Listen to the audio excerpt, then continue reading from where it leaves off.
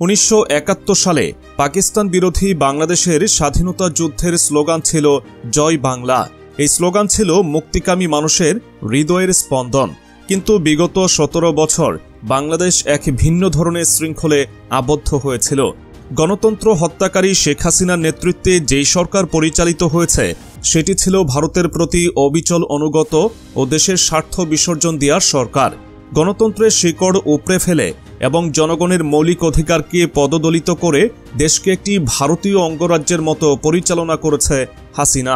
কথায় কথায় মানুষ খুন, ঘরবাড়ি জ্বালিয়ে দিয়া, বাড়ি থেকে তুলে নিয়ে আয়নাঘরে আটকিয়ে রেখে অমানবিক নির্যাতন করা এ যেন আওয়ামী শাসন নয়, বরং আয়ামে জাহিলিয়াতের চরিত্র দেখেছে বাংলার মানুষ। শেখ হাসিনার শাসনের অন্ধকার অধ্যায়।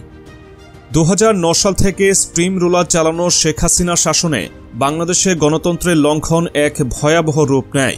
অনুষ্ঠিত সকল জাতীয় নির্বাচন জোর জবরদস্তি করে ছিনিয়ে নেওয়া হয়। বিরোধী মতামত দমন করতে গুম, খুন ও নিপীড়নের মাধ্যমে রাষ্ট্রীয় সন্ত্রাস চালানো হয়। ভারতের সঙ্গে একতরফা চুক্তি করে দেশের ট্রানজিট, বিদ্যুৎ এবং অন্যান্য সম্পদ হস্তান্তর করা হয়। জনগণের ক্ষোভ তখন আরও বেড়ে যায় যখন শেখ হাসিনা বাংলাদেশের মাটি ও সম্পদকে তার বাপের দেশ হিসেবে দাবি করেন। এই দেশটা আমার বাপের, আমার বাপ স্বাধীন করে দিয়ে গেছে। এমন পরিস্থিতিতে দেশবাসী অনুভব করে হারিয়ে যাওয়া স্বাধীনতাকে পুনরুদ্ধার করতে হবে, নামতে হবে সর্বাত্মক লড়াইয়ে। সর্বাত্মক আন্দোলনের সূচনা। চাকুরি ক্ষেত্রে বৈষম্য বিরোধী ছাত্রদের কোটা আন্দোলনে নির্বিচারে গুলি চালায় হাসিনার সন্ত্রাসী বাহিনী। খুন হন প্রায় 2000-এর বেশি ছাত্র জনতা, আহত হন প্রায় 40,000। এই অবস্থায় বাংলাদেশের ছাত্র জনতা এবং সাধারণ জনগণ শেখ হাসিনার বিরুদ্ধে ঐক্যবদ্ধ হয়ে দেশটা তোর বাপের নাকি স্লোগানকে সামনে রেখে আন্দোলনে ঝাঁপিয়ে পড়ে। এই স্লোগান যেন এক নতুন যুগের প্রতীক হয়ে ওঠে। জনগণের এই প্রতিবাদ কেবল হাসিনা শাসনের অবসানের জন্য নয়, বরং একটি স্বাধীন এবং আত্মমর্যাদাশীল বাংলাদেশের পুনরুদ্ধারের লক্ষ্যেও পরিচালিত ছিল। এই আন্দোলন ছিল রক্তক্ষয়ী। হাজার হাজার ছাত্র জনতার তাজা রক্তে রঞ্জিত হয় বাংলাদেশের মাটি। স্বৈরাচারের শিকল ভেঙে ফেলে একটি স্বাধীন বাংলাদেশ গড়ার জন্য মানুষ অকাতরে জীবন দেয়।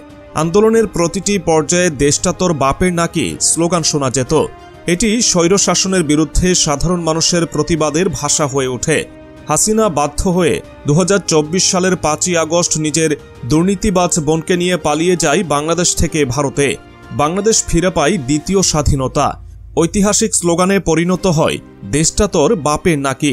শেখ হাসিনার মতো গাদ্দারদের নাম হয়তো ইতিহাস থেকে মুছে যাবে, কিন্তু এই স্লোগান প্রজন্ম থেকে প্রজন্মে চলমান থাকবে। এটি স্বৈরাচার এবং দেশদ্রোহিতার বিরুদ্ধে একটি শক্তিশালী বার্তা, যে বার্তা মনে করিয়ে দেয় বাংলাদেশ কোনো একক ব্যক্তির নয়, এটি তার জনগণের। বাংলাদেশের এই দ্বিতীয় স্বাধীনতা সংগ্রাম দেখিয়ে দেয় অন্যায় কখনো টিকে থাকতে পারে না। জনগণ যখন ঐক্যবদ্ধ হয় তখন কোনো শাসকই তাদের অধিকার হরণ করতে পারে না। দেশটা তোর বাপের নাকি এই স্লোগানটি তাই চিরকাল আমাদের মুক্তি সংগ্রামের প্রেরণা হয়ে থাকবে।